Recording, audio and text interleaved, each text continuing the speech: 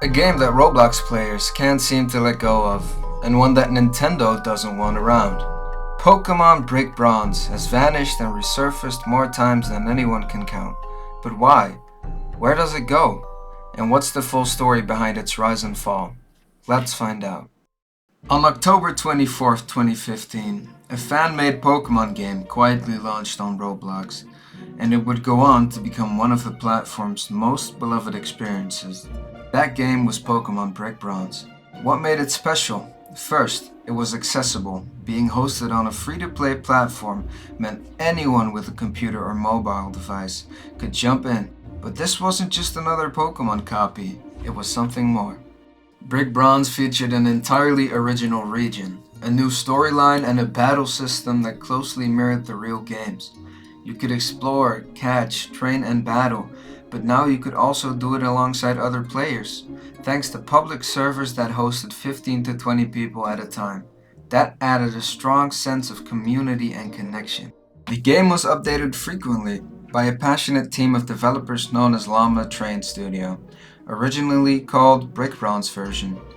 At the head were two key figures, T. Brad M., the lead developer and scripter responsible for the game's inner workings, and Lando 64000, the game director and mind behind its storyline. They even appeared in the game as NPCs, with Brad at Port Deca and Lando as a healer in Town. Composer Kyle Allen even created original music for the game. Brick Bronze felt like a true Pokemon adventure, but with a fresh twist and a welcoming community. It wasn't just fun, it felt alive.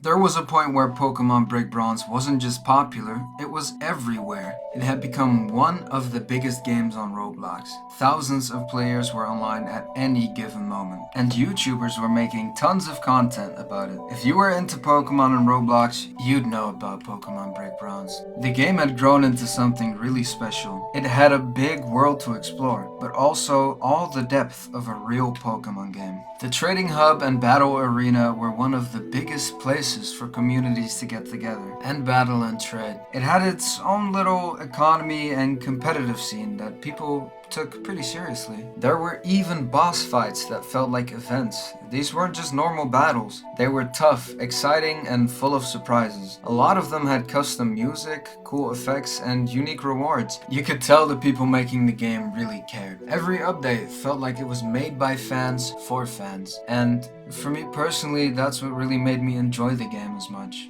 And because it was on Roblox, it brought players together who never really had the chance to play a real Pokemon game. Myself, I was a very big Pokemon fan when I was younger. They always used to play it on TV and show it on all the series, but I never really had the chance to play a Pokemon game. And this is what gave me a chance to do so. And I'm sure a lot of other people can relate to that as well. So at its peak, Pokemon Brick Bronze wasn't just a fan game. It kind of felt like the real thing, maybe even better in some ways. And for a lot of people, it was the most fun they'd ever have with a Pokemon game.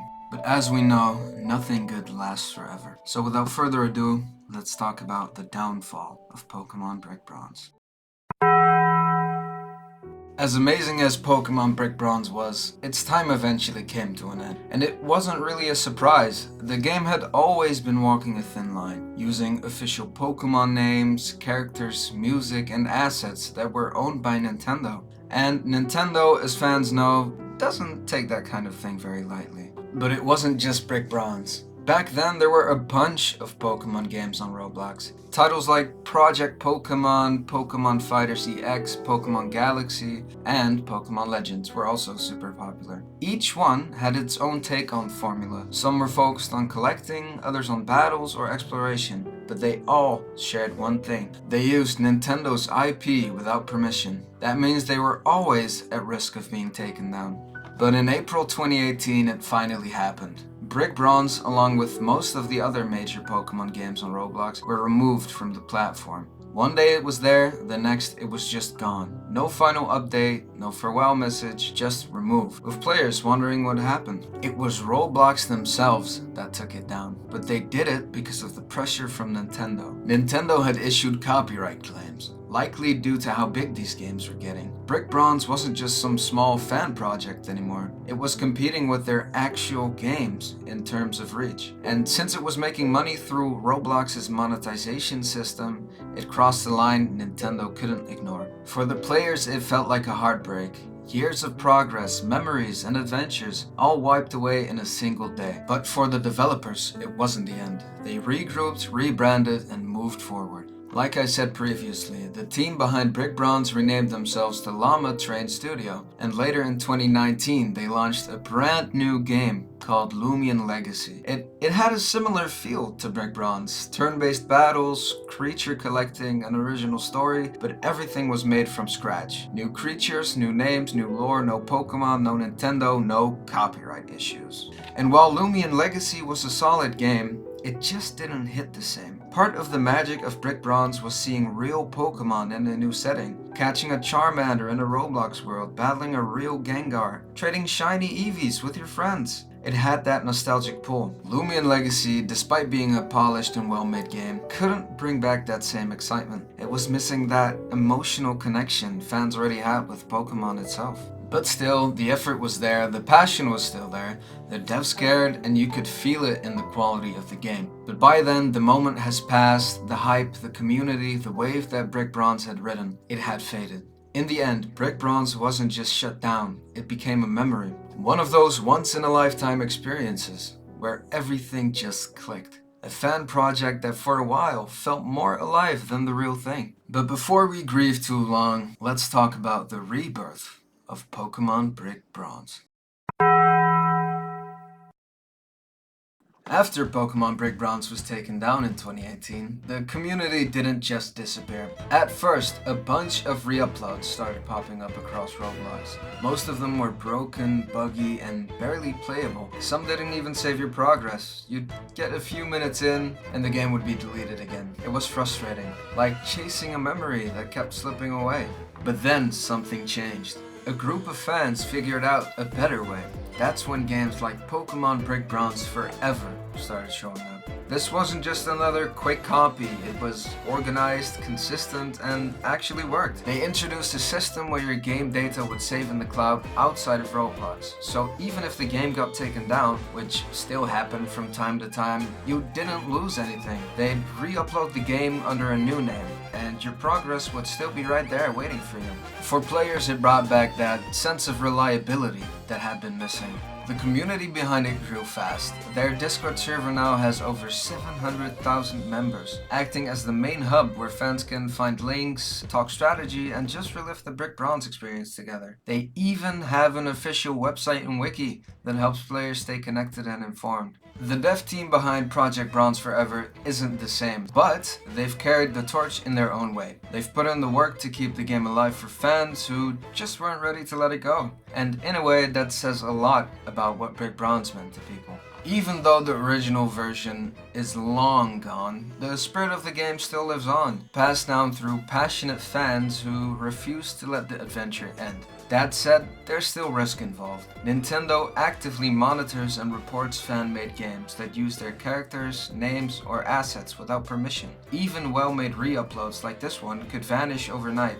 And while cloud saves help, there's always a chance your progress or even your access to the game could be lost at any moment.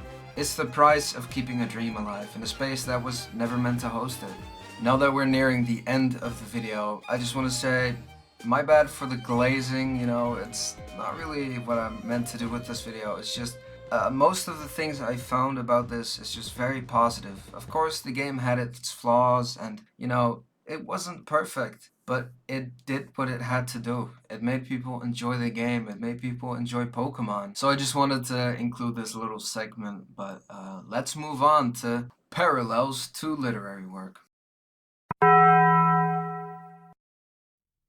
In a way, Pokemon Brick Bronze isn't just a game, It's sort of a story about holding on, like something out of a novel. It had a rise, a fall, and a legacy that just refused to be forgotten. From its passionate creators to its rebirth through fans, the journey mirrors the timeless theme found in stories like The Great Gatsby or Peter Pan, that longing to return to something perfect, even when you know you can't. And maybe that's why we still chase it. Not because it's coming back the way it was, but because we're not ready to say goodbye to what it meant. Brick Bronze may be gone, but its world still lives. In backups, re-uploads, Discord chats, and memories. It's a story we're still writing, and we'll keep writing it as long as you don't forget. To whoever's still watching at the end of the video, thank you for watching to the end. I really enjoyed making this, and I would love to do it again, so let me know in the comments or, whatever, if you want to see more. See you next time.